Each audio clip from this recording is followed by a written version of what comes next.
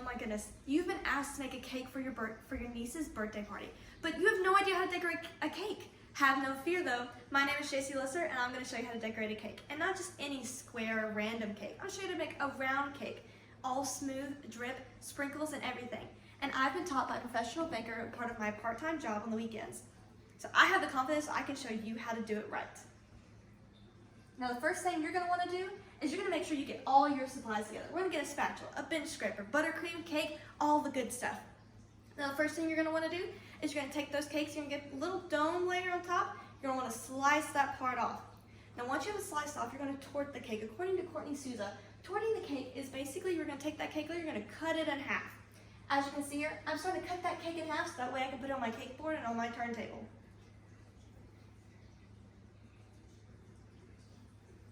As you can see here, putting it on the table, we're going to put that there so that way when we start to stack our cake, we can have it nice and level. Next thing you're going to do is that you're going to want to stack your cake.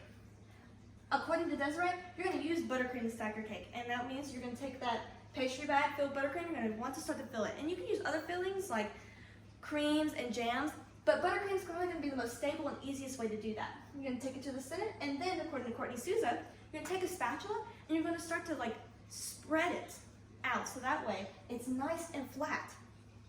That way when you're starting to stack your cake, nothing's going to tumble over, nothing's going to fall over. That way you can have something nice and smooth to apply it to.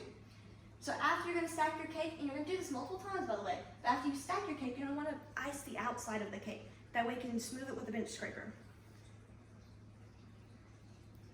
And as you can see, once we ice the outside, this is what it's going to look like. But then you're going to take this handy dandy tool called a bench scraper, according to Kaminsky, and you take it and you're going to smooth the outside. And you want it to be straight up and down so that when you're moving your turntable and you're smoothing your icing, that way it's nice and smooth. And here's a fun little tip from Courtney Souza, is that if you have these little gaps, you can just go back, take your pastry bag, put the buttercream in the gaps, and continue to smooth it out. And basically, you're going to want your outcome to look like this, something very smooth and light. But the next thing you want to do after that is that once your cake is smooth, we're going to add some fun decorations. And you can add anything you want because this tutorial is just going to allow you to do the basics. But in this case, we're going to add some sprinkles around the edge according to Kaminsky.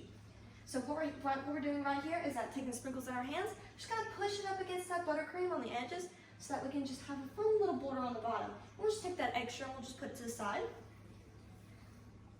And then the next thing you're going to do is that we want to do a chocolate ganache strip. Chocolate ganache is basically you're going to take chocolate and heavy cream 1:1. So that way you're going to melt it together, and you want this consistency so you can have this drip down your cake. But to do that is that you're going to have to melt and heat up your ganache. But you don't want it to be too hot or it's going to drip all the way to the bottom. As you can see here, I'm taking the ganache and I'm pouring it on top of the cake. So that way I can smooth it out. And I'm going to use an offset spatula to do so. And I'm going to just bring it to the edge of my cake and let it drip down the side. And usually you don't want it all the way to the bottom, but this technique is going to impress your guests even better. And next thing you're going to do is that once you apply your drip, you're going to want to allow it to cool in the refrigerator or even the freezer just for a couple minutes. Just that way when you put your dollops on top, nothing's going to fall off the cake. I've had that happen to me before. It's not a fun experience. Miss Courtney Souza is the one who's taught me this technique. And next thing we're going to do is that we're going to make these dollops and we're going to use a piping tip.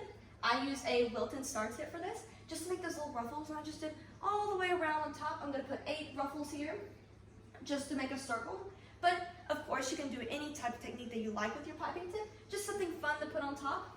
And then after that, after adding our dollops, I'm going to add some little chocolate pieces. And you can add other different decorations, more sprinkles, or even other types of chocolates and molds. But I'm going to put these chocolate pieces around that center, so that way I can have this little addition to the top, so just make it a little more fun. And voila! You have yourself a beautiful decorated cake, so that way you can use it to impress your bestie's party, and your little niece's party does that. And it's going to impress everybody at the party because you're going to have this wonderful, beautiful cake that's going to outshine the room. Y'all have fun decorating your cake!